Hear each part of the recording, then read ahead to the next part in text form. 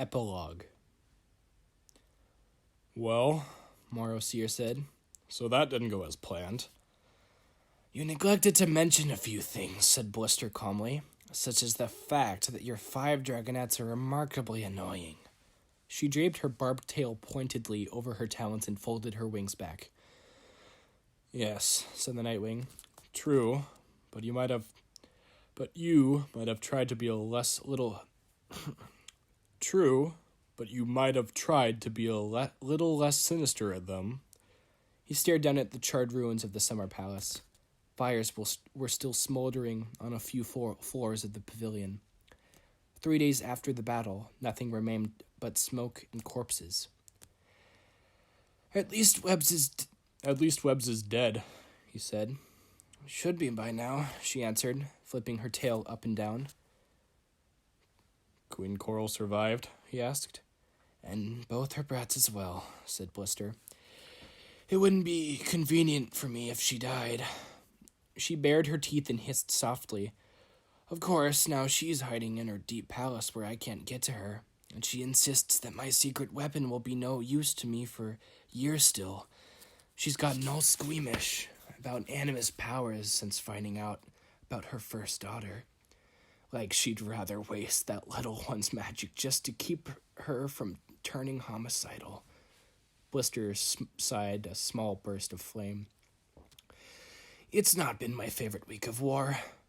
She batted away a piece of smoking foliage. "So, Nightwing, I hope for your sake that you bring me news I want to hear." "There is another option," Morrow Seer said, "but I'm not sure you'll like it much better." He spread his wings and beckoned to a green shape circling in the sky overhead. The sea wing landed carefully on the cliffside, vines crumbling to ashes before his claws. He glanced down at the palace and shuddered. Morrow Seer noticed that he stayed well away from Blister. Perhaps he'd heard, or even guessed, what had happened to Kestrel. "This is Nautilus," Morrow Seer explained. "one of the leaders of the Talons of Peace. Nautilus, explain your backup plan to the Queen." "Possible future queen," Nautilus corrected, then jumped back nervously as Blister raised her poisonous tail. He said quickly, "We have a set of alternatives." Blister's black eyes glittered with interest. "Alternatives?" she said.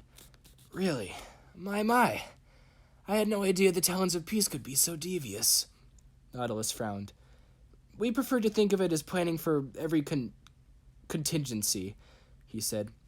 "We have to do whatever's necessary so the prophecy will come true." "Or true-ish," Morrow Seer interjected. "Of course," Blister said. "Dragonettes can be so unpredictable. You are very wise." "Well," Nautilus said, pleased, "it was my idea." "Of course it was," she said. "Very clever. We are talking about false dragonettes, yes?" "But," rumbled Morrow Seer. "Yes," Nautilus said. His tail twitched. "But they're not quite perfect." Said Blister. "Worse than the originals? Is that even possible?" "Well, different. Or else they'd be plan A," Nautilus said. "Obviously." "All I want to know is whether they do as they're told," Blister said. Nautilus wrinkled his snout and stared at the sky. "Maybe?" "This does sound promising," Blister said dryly. "I can't wait to meet them."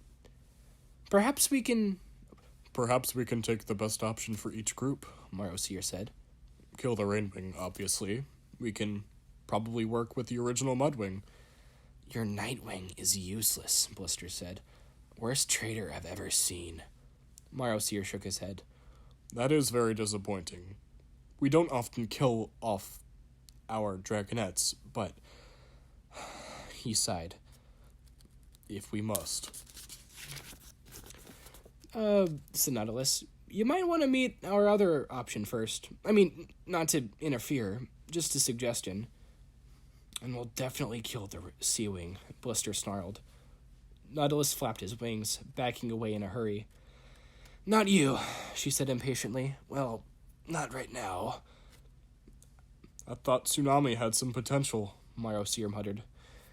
Potential to annoy my tail off, Blister growled. No, she definitely has to go.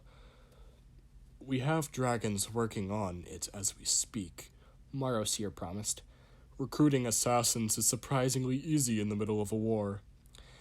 Good, Blister flicked her tail menacingly.